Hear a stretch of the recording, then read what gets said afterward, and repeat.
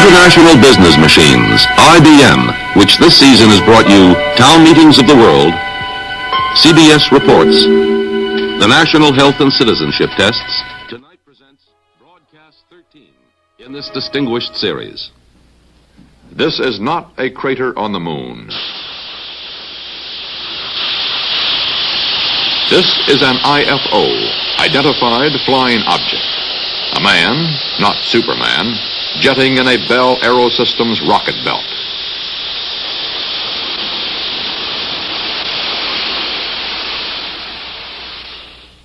This is a UFO, Unidentified Flying Object, popularly called a flying saucer. To responsible scientists and photoanalysts, they are lenticular clouds, sundogs, planets, balloons, or mirages. First of all, the objects are not unidentified. We know what they are. Second, in many cases, in most cases, they're not flying. And finally, in many cases, they are not even material objects. A real flying saucer looks like this, an Avrocar manufactured in Canada, being test-flown in 1961. Or like this free-flying air-cushioned vehicle being flown by its inventor, Professor Paul Moeller, in 1965. But UFO sightings persist, and skeptics often become confirmed believers. I've slowly come to the conclusion that there are such things as interplanetary spaceships. I'll have to stick my neck out and say that because I believe it at long last. Psychiatrists often call these reported UFO sightings illusions, hallucinations, self-delusions. I'm not saying that there aren't things in the sky that we don't know about. What I am saying is that when there's anything that one doesn't know about, then the mind fills it with a great mass of fantasy. And that most of what we're dealing with in these reports is almost certainly fantasy. Fact or fiction, myth, menace, or marsh gas. This is an age when scientific and technological developments are rapidly making yesterday's fiction fact.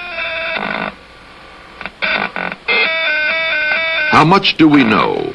And how we know what we know is what tonight's CBS Reports is all about.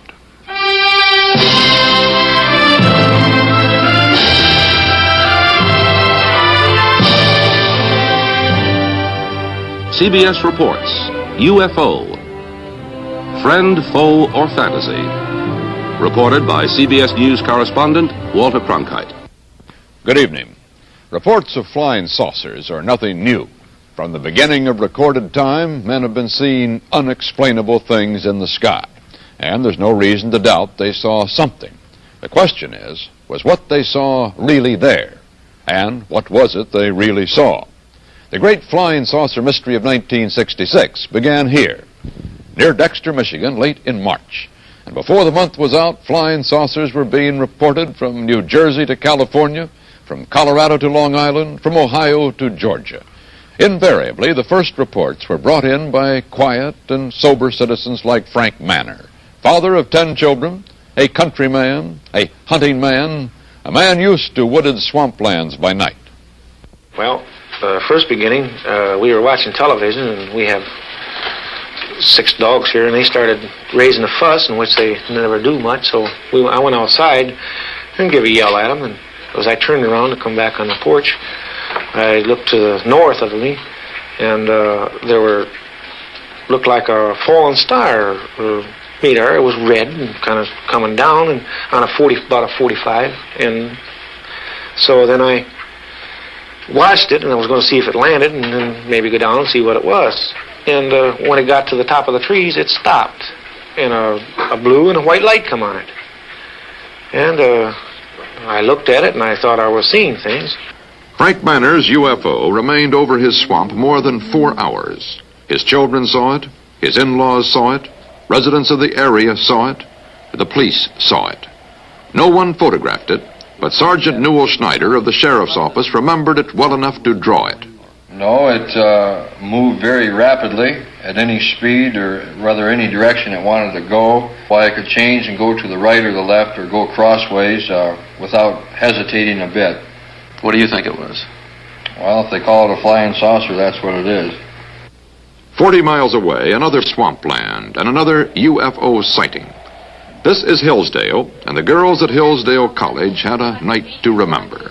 Well, when I was looking out the window with the binoculars, I guess it was about 12, I saw it, and I saw two red lights, and I saw what looked to be shaped like a pie. I could just see the front of it, and I just saw the round front, and I could see the lights on either side.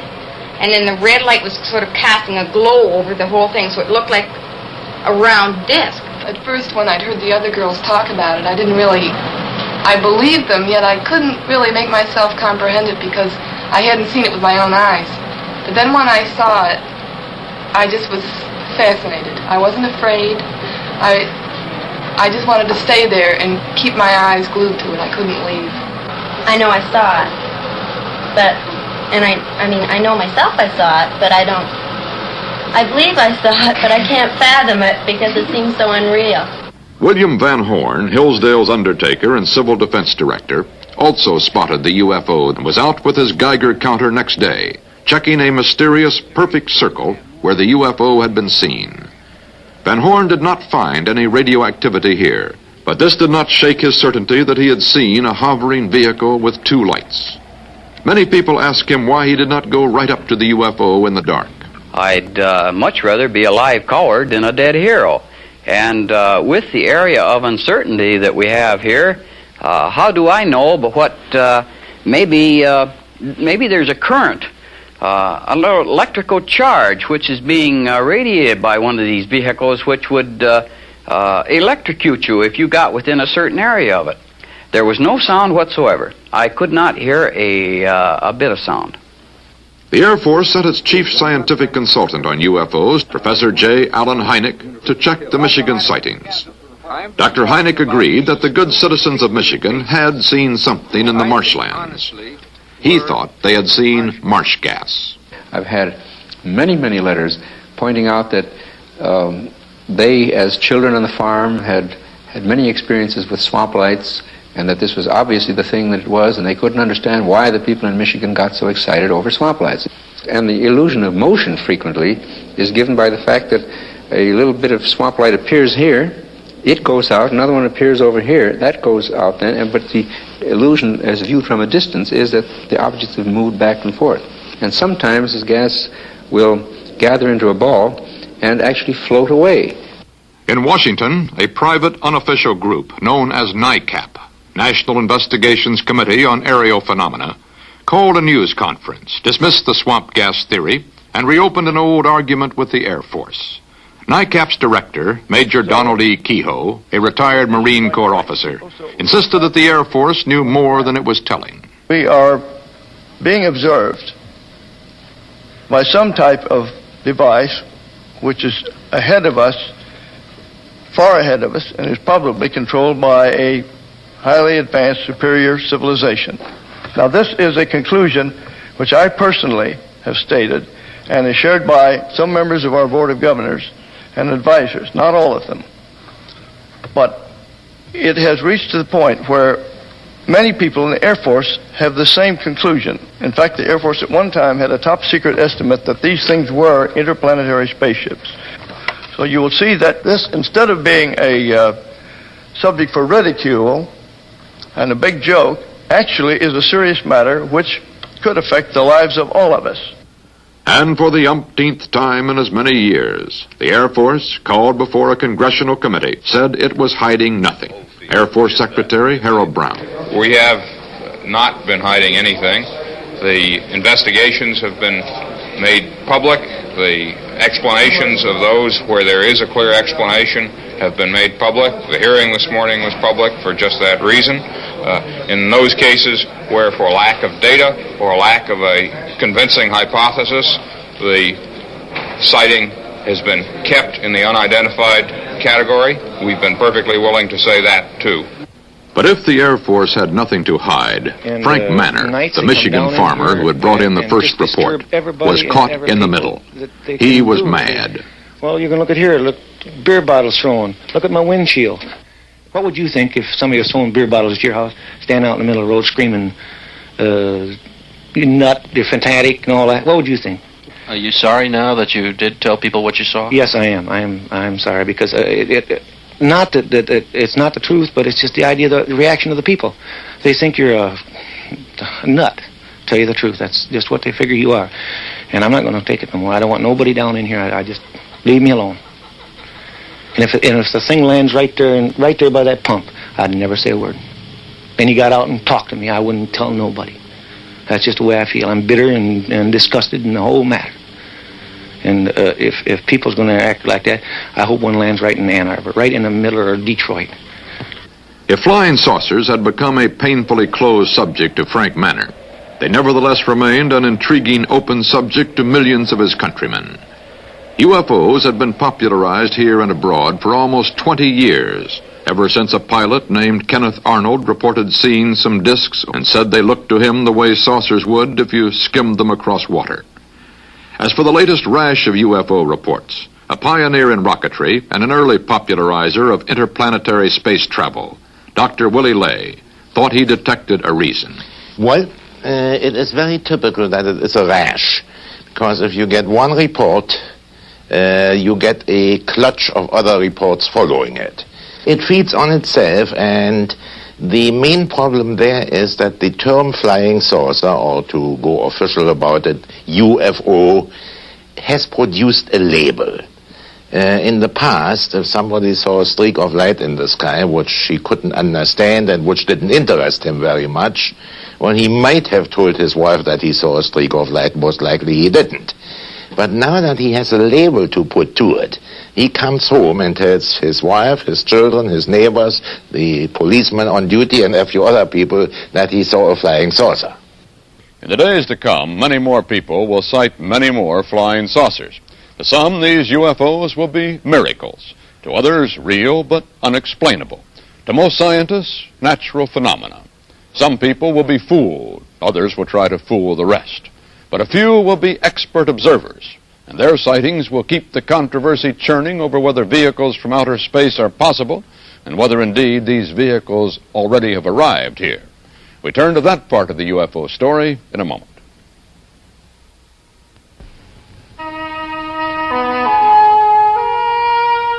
Here is a ritual that goes on night after night before each new term in high schools all over the land. This is scheduling. The fitting of courses to the needs of each student and the needs of each student to the new term's classes. These teachers and counselors are searching by trial and error for a schedule that works, trying out students and classes in combination after combination. Night after night, right up to the opening of school. But in this high school, where 2,000 students have their choice of more than 100 classes, this IBM computer tries out millions of combinations of students and classes and arrives at the optimum schedule in one afternoon. The process starts in a student counselor's office. Hi, Chair. If you're planning on a scientific career such as medicine, that may be physiology or biology too. The counselor analyzes where each student's abilities lie and where he needs direction. The counselor then simply marks the ideal courses for the student on one of these lists. These course requests go into the IBM computer. Already stored in its disk memory are related facts about each course, when it's given, how much space in the class. And here's the result. The most workable schedule for every student, coming up as a roster of each class for each teacher. That's one of the jobs the computer does for the teacher. From the indicative to the subjunctive moods. Also, you've got about 10 minutes left. The computer also scores tests and supplies more information from them. Not only grades, but where each student stands in the class, where the class stands in the state, and the state in the nation. What'd you get, Jim? I got an A. This computer information gives teachers a better idea where more work is needed. The computer also stores grades from the teacher, plus comments on each student. All this information is processed and served back as reports for parents. And as a complete record for counselors on which to base more accurate guidance. with your 40th percentile score number. The IBM Secondary School Computer System, giving our teachers a better opportunity to know and help each and every individual student.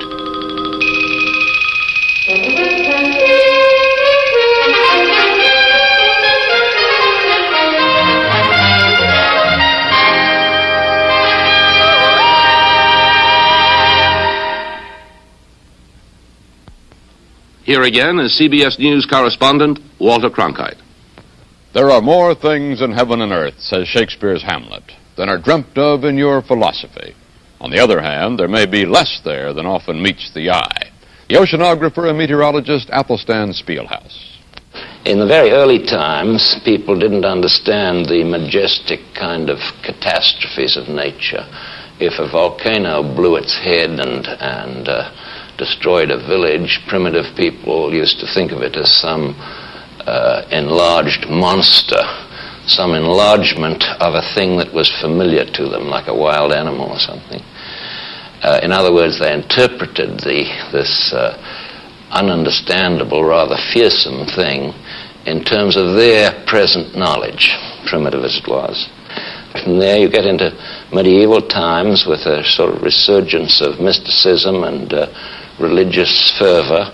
And I suppose if people saw unexplained things in the sky in those days, they explained them as miracles. Well, then you get to today, and we're on the brink of interplanetary travel. And so we begin to see things in the sky again that we can't understand or can't explain immediately. So we explain them again with this sort of colossal egotism of man at his present time. We explain them in terms of our latest ability, namely on the brink of space travel, these must be spaceships. But then only a few years ago, this would have been called an optical illusion, or it might have been called a miracle. But a man being powered through the air without benefit of plane or balloon is today a reality. Tomorrow, he may even be a traffic problem. There are jets that can rise straight up and then hover, like this British Hawker P-1127. The French also have experimented in this field. This is the Balzac, not a UFO. The Germans also are doing it. This is the EWR. Here it comes in for a landing. EWR, not UFO. The American XV-5A, built by Ryan, not only flies straight up and down, it also flies sideways and backwards. Northrop's wingless M2F2, otherwise known as the Flying Bathtub, is NASA's lifting re-entry body, half plane, half spacecraft, landing like a conventional jet without power. Another wingless piece of airborne hardware is this lunar landing research vehicle at NASA's Research Center, looking more like a giant flying ant that might have come out of a Martian comic book. It will be used when we get to the moon. Small wonder that laymen seeing such things in newspapers, aviation, and trade journals, as well as in newsreels and on television, are ever more ready to believe anything. For if these are real, then others, more incredible, are most probably being tested in secret. However, all these vehicles operate within the laws of physics and aerodynamics, even though they may give the appearance of operating outside the laws of nature. But ufologists still insist there is more to it than this, and so there is. At England's Victoria and Albert Museum, CBS correspondent Frank Kern spoke to aeronautical historian Charles Harbord Gibbs Smith.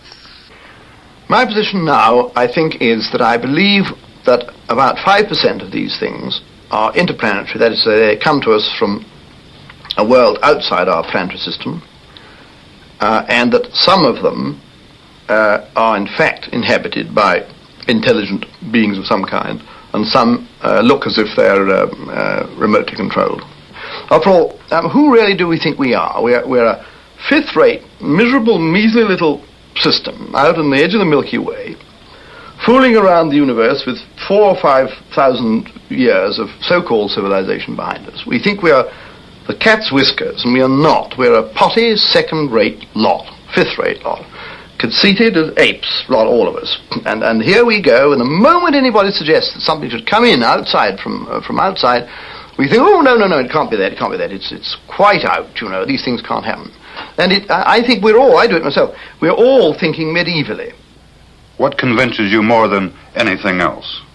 The evidence of the men that have seen them, and primarily the behavior and descriptions of the objects themselves, which do not fit really any other explanation. And the Oldfield sighting, this thing which will become very famous, where a couple who live in a cottage outside Manchester took their first airline journey, and they had aboard a little film, a little cine camera, and they take pictures down of the fields as a couple would the first time they've ever been in an aeroplane, and she takes what she thinks is an aeroplane coming up from behind them, and then it goes out of vision in about 12 seconds or thereabouts, and she goes on taking a few more bits of the distant clouds and puts it back. And when they get, what's this thing? I mean, it's inexplicable by any, unless it's a straight fake. And to fake an 8mm film in color wants a lot of equipment. And who on earth are this charming couple? What would they be doing, lending themselves to faking these things? It is nothing airborne we've ever seen. I mean, it is basically sausage shaped with 2 dorsal and 2 ventral fins. And as you look at this film, it turns away on its vertical axis from you and disappears out that way. Well, I mean, you can argue until you're blue in the face. What is it except something that is airborne by a force, probably electrogravitic force of some kind that we know nothing whatever about? It is nothing conventional, it is nothing unconventional aerodynamically. There's no single piece of earth-borne equipment of any kind that can look and behave like that. The Oldfields, indeed, had not faked anything, but the UFO in their film soon proved explainable. A few days later, an enterprising BBC cameraman took a similar camera, sat in the same seat, and filmed the same English countryside. The same UFO hovered into view, went through the same maneuvers, and disappeared into itself the same way. The UFO turned out to be the reflection of the tail section of the plane itself. The refraction of light in the Earth's atmosphere is capable of fooling both the human eye and the camera lens, and that thin, life-giving envelope of atmosphere sets apart the spaceship Earth from its sister planets as it spins about the sun at 66,000 miles per hour. One of the problems connected with man's flight through this environment derives from the law of physics governing objects moving at high speeds through the ocean of air. Aircraft moving at high speeds pierce the air compressed before the plane's wing. A shock wave results. It's become known as a sonic boom. And even today's comparatively slow-flying military jets alarm some citizens and run up bills for the Defense Department each year from the effect of these shock waves on populated areas.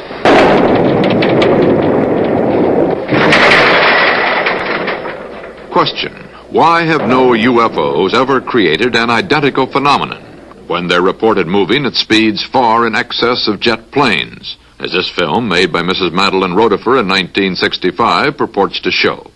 Further, if the laws of nature prevent jet aircraft from abruptly changing direction without breaking up aircraft and passengers, why would a UFO be exempt from the same effect at greater speeds?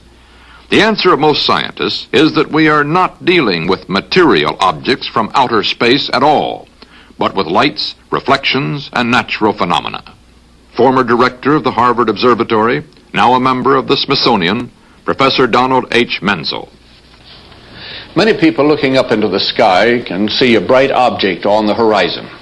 They think that this object is a UFO, when actually, as we scientists know, it can be an effect of the Earth's atmosphere, that through a layer of hot air that is entrapped above a layer of cold air near the ground, we get an effect which we call a mirage. Now, to demonstrate this, I have a sort of Earth's atmosphere in this jar. This is a layer of benzene, which is a very high index of refraction, and it acts like a layer of cold air. And I am now putting on top of it, floating on it, a layer of acetone, which is a layer of liquid of lesser refractive index. It acts like a layer of hot air.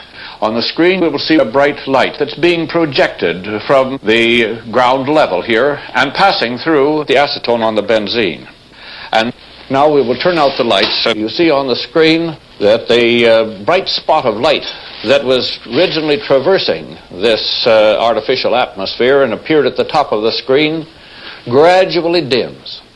And a line of colored light streams out down below this spot. And finally, the spot near the top of the screen disappears, and we see instead a beautifully colored and rapidly moving spot. The colors are due to refraction. The red color sometimes is attributed to the presence of a rapidly moving jet. The blue color is sometimes interpreted as motion toward the observer. It's all an effect of a mirage. And yet this has been reported again and again by experienced pilots who have thought that they were being attacked by a UFO from outer space. This is a type of sundog. Ice crystals in an otherwise transparent atmosphere reflect light from the sun, and it produces a saucer-shaped body that can maneuver, rush in toward the plane, or sometimes move rapidly away as the density of ice crystals thins out. There are brilliant meteors, the shooting stars that flash through the sky. There are many cases on record where a pilot and a co-pilot have seen the identical flare in front of their plane, and one of them has pulled up the plane abruptly in an attempt to maneuver to miss it, when actually the other pilot claimed that it was an object 70 or 100 miles away, which actually it was. In addition to mirages in the atmosphere, many physical objects in the air have been taken for saucers, like this translucent balloon that can carry instruments up to 100,000 feet. Birds, kites, pieces of paper, and the planets have often been claimed as UFOs. But a little bit of logic goes a long way for those who wish to be persuaded, as we shall see in a moment.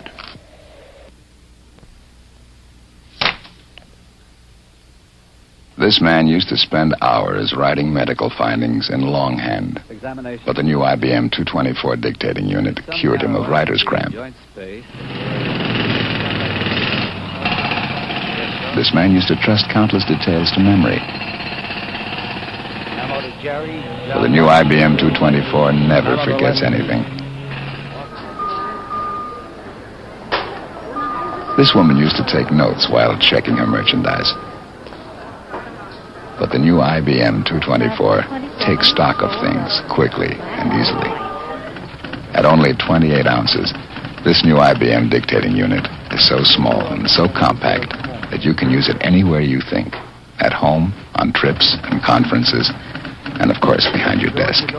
Whatever you do, the new IBM 224 can help you do it better. Here again is CBS Reports UFO. Friend, foe, or fantasy. Saucer fans are often devoted readers of science fiction.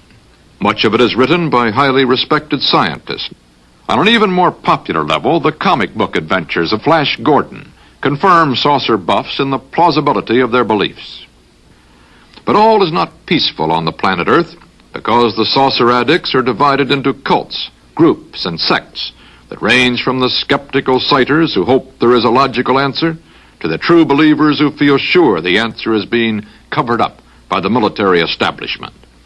Perhaps the farthest out group is made up of the contactees. They have met, talked to, or even ridden with visitors from outer space. Here at Giant Rock in California's high desert country, one of the pioneer contactees, George Van Tassel, talked to CBS News correspondent Bill Stout. We're riding on a electrostatic magnetic ship right now on the Earth, doing 66,000 miles an hour right now in an orbit around the sun, and we're all astronauts in that respect. Have you ever gone up close enough to touch one to see what was inside?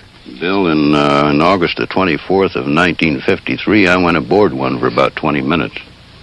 What was it like? What happened? Well, the interior walls were what looked like mother of pearl plastic, like we put on toilet seats and for decoration. The light inside seemed to come from everywhere. The instrument panel wasn't like anything I'd ever seen before, and all of my years since 1927 in the air game. And they had a compartment in the wall which both cleans and deodorizes their clothes by some light process, which required no water, soap, or detergents, or a washing machine. Giant Rock, for the last 10 years, has been the Plymouth Rock of the saucer age. Saucer conventions were meeting here as far back as the pre-astronaut era of black and white television. But the contactees' storyline was the same, then as now.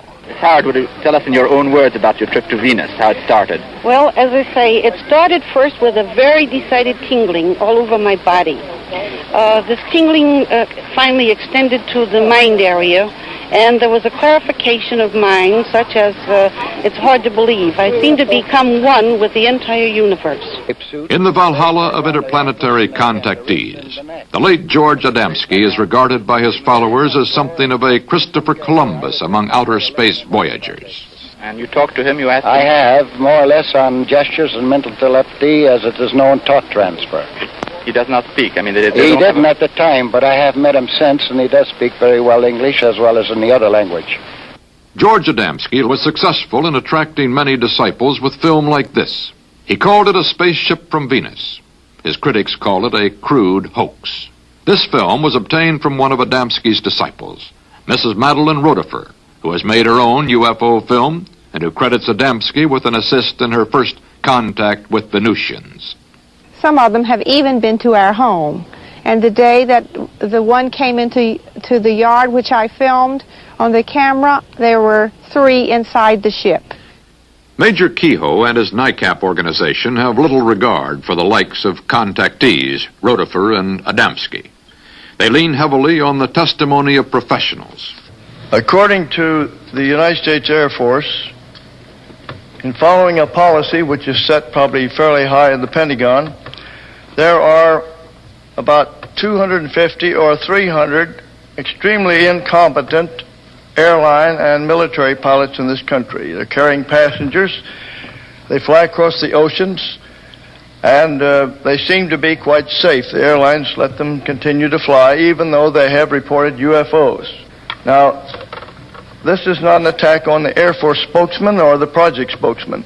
They are simply following orders to explain away all UFO sightings as quickly as possible when they become public and deny that UFOs really exist. The official Air Force reply has long been that there is no cover-up and there are no flying saucers from outer space. The Air Force position was detailed in this book by Lieutenant Colonel Lawrence Tacker, who for many years was connected with the UFO project. We're kind of in the position of the man who's asked, have you stopped beating your wife? This has been going on for 19 years. The charges are absolutely untrue. You could characterize them as being senseless and vicious. Our critics continually charge that the United States Air Force is withholding information from the general public on this subject. This is absolutely untrue. We are not hiding anything. We have nothing to hide. There is nothing in Air Force files, in either the classified files or the unclassified files, that come to a conclusion that spaceships have visited the Earth. The Air Force Investigative Unit is known as Project Blue Book. UFO reports, hoax or serious sightings, wind up here at Wright-Patterson Airfield in Dayton, Ohio. It has studied over 10,000 UFO sightings and found explanations for most of them. But about 650 remain unidentified. Not enough information to explain them. The hoaxes, however, are easy to explain. A rocket nose cone turns out to be a magnesium anode used by water companies to protect their pipes. A rock from outer space, actually fused by a high-tension line which shorted out. The finders said this was food from outer space. The Food and Drug Administration analyzed it as old-fashioned buckwheat cakes. Hoaxes are easy to discount. But the Air Force insists it treats serious reports seriously. Chief Scientific Consultant of Project Blue Book is Professor J. Allen Hynek, head of the Dearborn Observatory at Northwestern University. He took on the assignment 18 years ago. He talked with Joseph Wershba of CBS Reports. Is it in the realm of possibility that there are spaceships someplace in this universe? Well, if you put it in the word, use the word possibility and not probability, then I would have to say, I think as any scientist would have to say, it is certainly possible, yes. But I think we must always distinguish between the two terms possible and probable. A thing may be scientifically possible, but the probability of its occurring may be extremely small, you see. To this time, there is no proof that I would consider valid scientific proof that we have been visited by spaceships. I would say the great majority are balloons, meteors, satellites, aircraft seen with the sun glinting off of them, and birds. And then you get into a host of minor things. But in general, you can say that the IFOs, the identified ones, have turned out to be generally quite usual things seen under unusual circumstances or surprising circumstances. It's a global thing. What it is, please don't ask me. I'm still puzzled. You might call me a study in puzzlement. But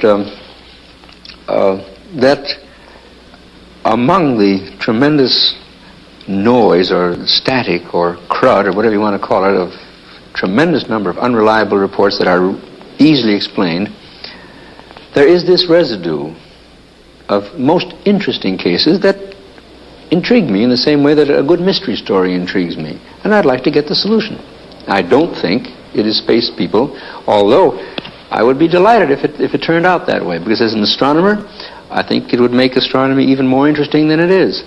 And as far as the Air Force is concerned, I can't speak for them, of course, but I should imagine that if the existence of spacecraft were really established, it would really increase the appropriations of the Air Force. But how do you answer the people who are pretty competent, careful, cautious, probing people, pilots, radar trackers? Those are particularly the people that I like to talk to, because they understand what angular rates are, they understand scientific terminology. I can ask them what was the altitude and azimuth when you first saw it, what was its azimuth and altitude when it disappeared, what was its angular acceleration.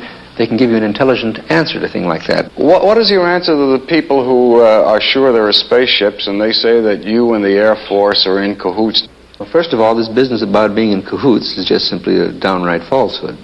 And if they insist that space vehicles exist, I say, oh, fine, the burden of proof is on you. How thin is the dividing line between science and science fiction? What do we know of outer space? Is there anyone out there?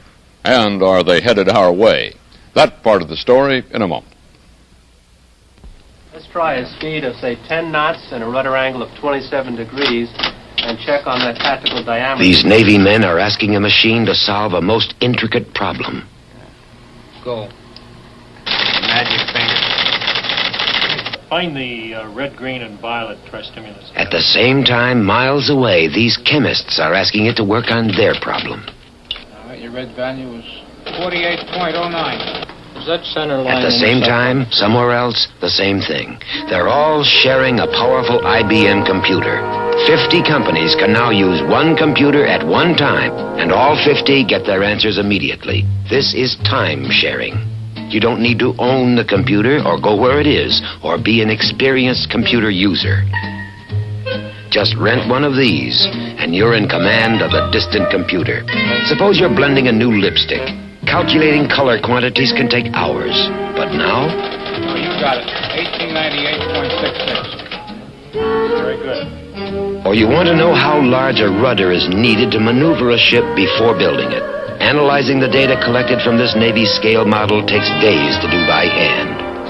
But now you can swing around, type in the data, and have the answer back in seconds. Your question goes out over ordinary telephone line into the central computer, along with the questions of anyone else who has a problem at that very moment. The computer is so incredibly fast that answers are flashed back almost before the fingers leave the keys. With this time-sharing system, an IBM computer is now available to anyone, anywhere.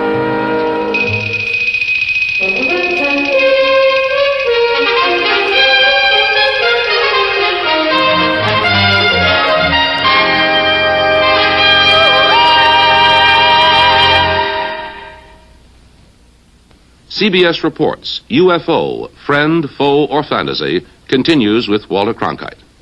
Much of science, when we look at it close up, looks like fiction. Those who charge a conspiracy as being carried on by scientists and the military to cover up visitations from outer space use that charge to explain why no UFOs have been reported by our space defense system. Well, this is a dangerous game, like yelling fire in a crowded theater. For in this hydrogen bomb and missile age, the Air Force has the job of turning the unidentified into identified objects in a matter of moments. There's no time for theory and conjecture, because any unidentified object would sound warning klaxons around the world. Thousands of people would have to know about it instantly. It's literally true that what we don't know could kill us. CBS News correspondent Bill Stout reports from Colorado Springs. This is where they watch everything that flies over or close to North America. The Combat Operations Center for NORAD, the North American Air Defense Command. Thousands of items of information pour in here from radar stations, outposts, ships, and aircraft scattered all across the hemisphere. Data that's sorted and displayed on this screen. All routine flights, commercial and private, are filtered out. Those of special interest to air defense are shown as arrows. Yellow is the Strategic Air Command. Green is for special interest flights, such as President Johnson's plane. Orange is unknown. After they're identified, that color is changed. Red is hostile, a color used so far only in practice. All this and much more goes into the decisions that are made right here in this room. A 24-hour watch kept by men of the Air Force, Army, Navy, and Canada. They see everything that's in the sky. They have to. And one of them is Captain Gary Reese, an Air Force radar officer with the Air Defense Command. Is that right, Captain? You see everything that's up there? Yes, that's right, Bill. With the characteristics of our present radar system, any object which has reflective surfaces and which stays within our radar coverage, which is virtually every square foot of the United States, will be painted on our radar screens. But how good are you, Captain? How large an object can you see? If it is reflective, and let's say larger than a watermelon as a crude example, and within our radar coverage, we should paint it. You talk about the reflective properties of an object in the sky. Is it possible, Captain, that there are things up there made of material your radar will not pick up? So far as we know, all flying objects are composed of materials which are aerodynamic and which do have a reflective surface upon which radar waves can be bounced. It's possible that there are other types of material, however, I doubt it. Has there ever been a report of a flying saucer, Captain, that was translated into hard information right here, a plot on the board in this room? I don't think so, Bill, for the reason that these sightings have never been substantiated and could not be translated into hard radar return figures. There have been sightings then, but they turned out to be other things, airplanes or balloons.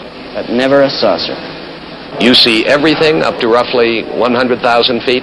Yes, that's right, up to approximately 100,000 feet, at which point the space tracking network takes over. The Space Tracking Network, also in Colorado Springs, is charged with tracking and logging every object that moves in space around the Earth, from 100,000 feet to 2,000 miles. Bill Stout asked Major Albert Morse just how good the surveillance is.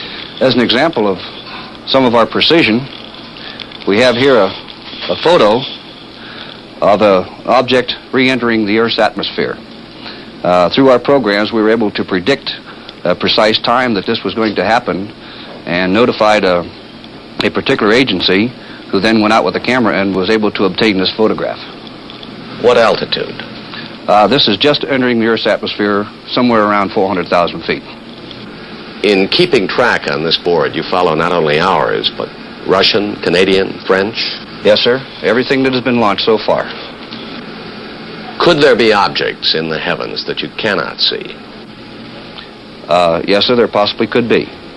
However, if they do have a reflectivity to a radar and obey the physical properties, these can be tracked by our system. How far out can you see, and how small an object could you see? Well, our general limits are a 1 square meter target at approximately 2,000 nautical miles. If radar has not picked up any UFOs, what then of the argument that they are not made of earthly material sensitive to radar reflections? Well, most saucer sightings report bright lights, which should be picked up by cameras and light-sensitive film. The Smithsonian Astrophysical Observatory has a network of 16 automatic camera stations in the Midwestern United States that covers approximately 300,000 square miles of sky. We asked Dr. Robert McCroskey, director of SAO's Prairie Meteorite Network, to show us how it works. This is a 1/6 model. The actual building is 6 feet by 6 feet. It has in it 4 cameras which peer through the windows in the roof. These are aerial mapping cameras. They have 45 degrees from center to corner. Between the 4 cameras, they cover essentially the entire sky above 10 degrees elevation. The station is operated automatically. It is turned on at nightfall by these light sensors and turned off again shortly before dawn. And during this time, it photographs continuously. The cameras hold about 6 weeks' supply of film. It's recovered each week and returned to us. The exposed portion is returned each week to us. We have a photograph here of an extremely bright object that occurred last November. You see the meteor stretched along a straight line. It is broken every 20th of a second by a shutter. The shutter breaks permit us to determine the velocity and then the orbit of the body. In the past 15 months, working during the nighttime, during clear nights, we have not photographed anything with cameras that cover essentially the entire sky that we did not understand. Dr. McCroskey, does the Smithsonian have other networks that feed information into the whole system? Yes, we have the satellite tracking network, which is 12 stations about the world. At each of these stations we have a large specialized camera for tracking satellites.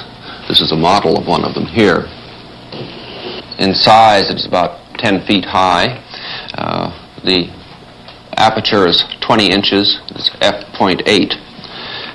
This camera is built so that it is possible for it to track along the trajectory of a satellite and can, in fact, photograph a 6-inch shiny sphere at the distance of the moon. At the distance of the moon? Yes. Could you show me a picture of something that's come from that kind of camera? Yes, not a meteor photograph, but one of a satellite, in fact, 2 satellites. This is the Gemini rendezvous when the 2 Gemini capsules were within about 3 miles of each other. But in all of the pictures that you've ever seen also from this type of device, again, nothing has ever shown up in any of them that somebody would call an unidentified flying object. Not that we would call an unidentified flying object, no.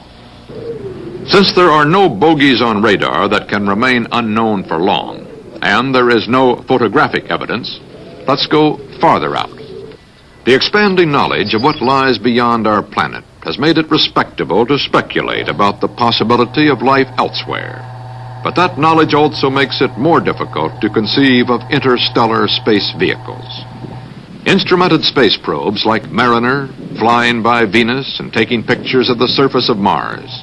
Radar signals from Earth bounced off planetary surfaces and monitored on giant antennae like these have thus far tended to confirm that if there is life there at all, it is in elementary form, not the sort to construct UFOs for exploration of Earth. As for what lies beyond our planetary system, it's well to remember that our sun is a tiny star placed near the edge of our galaxy, the Milky Way. Each of these nebulae are composed of millions of suns which might have their own planetary systems where life at various stages of development might exist. But the nearest star, like our sun, is Proxima Centauri. It is 1,000,000 times farther away from Earth than the nearest planet. If it had planets around it and was inhabited by intelligent beings capable of travel through the galaxy, they would have to construct spaceships that traveled at 670 million miles per hour, the speed of light. A round trip from the vicinity of Proxima Centauri to Earth would take more than 8.5 years of Earth time. So those scientists who are inclined to think the universe may abound in intelligent life tend to believe that God's quarantine, as some of them call the distance which separates us, will make radio signals the ultimate form of communication, not spaceships. Great electronic ears have enabled man to listen for electromagnetic signals from the farthest objects in the universe that have so far been detected. This one, 1,000 feet in diameter, in Arecibo in Puerto Rico, is operated by Cornell University for the Advanced Research Projects Agency and is engaged in a number of deep space and planetary projects. If we are not alone in the universe, instruments like this, pursuing carefully programmed listening exercises, may one day bring us a fateful message. The astronomers have long been the leading theorists on the possibility of life in outer space. Astronomer Carl Sagan is consultant to a current Air Force scientific panel. Astronomer Thornton Page was on a CIA committee that investigated UFO reports in 1952. Its conclusion? No evidence of UFOs. Our panel was expected to be, and I think was, objective in its approach, and tried to evaluate all the reports without saying they're ridiculous in advance.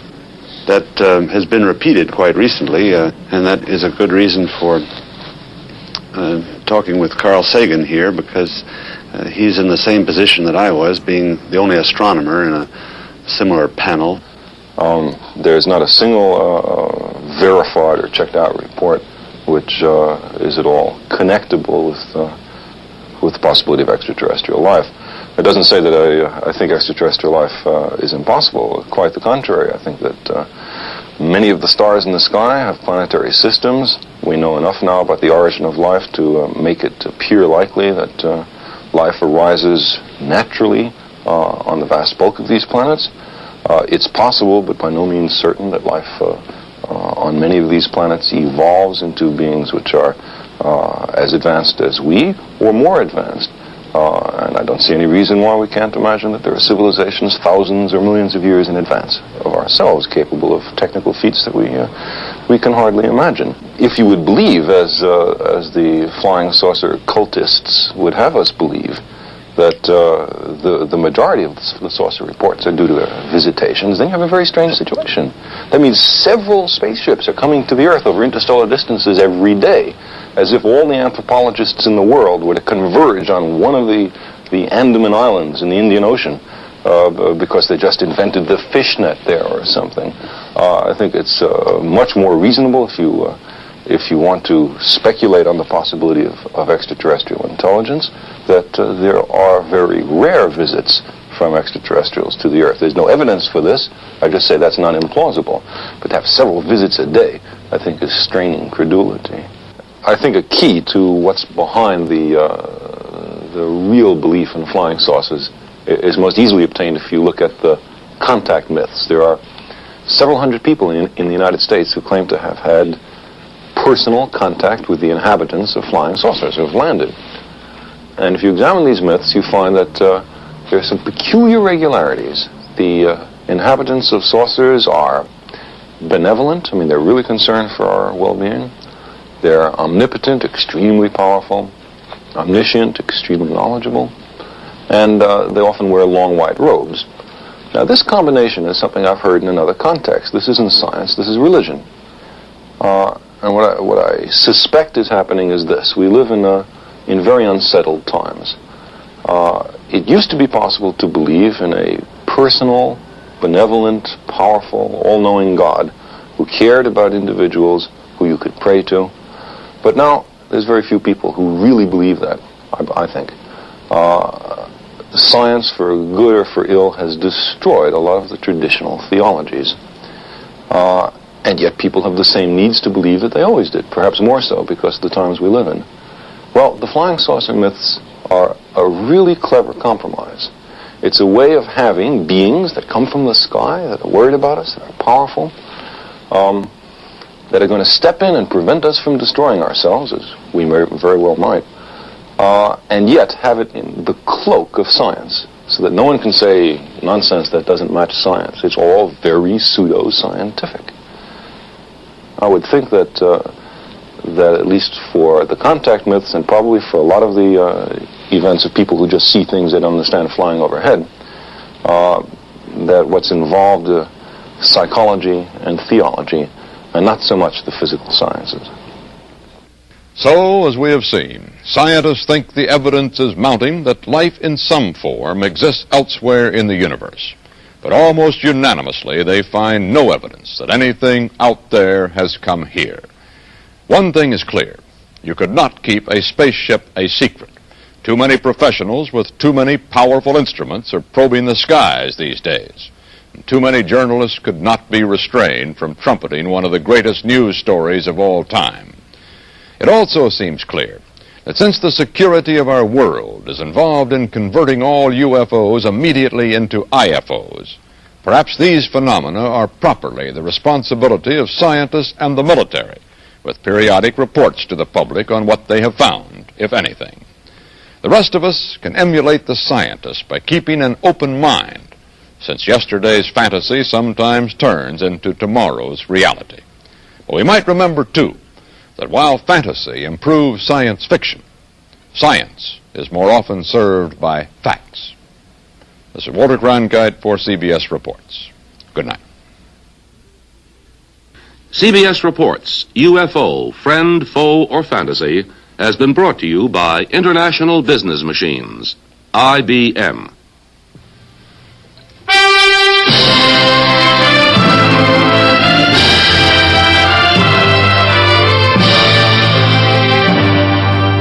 CBS Reports, UFO, Friend, Foe, or Fantasy, was filmed and edited by the staff of CBS Reports under the supervision and control of CBS News.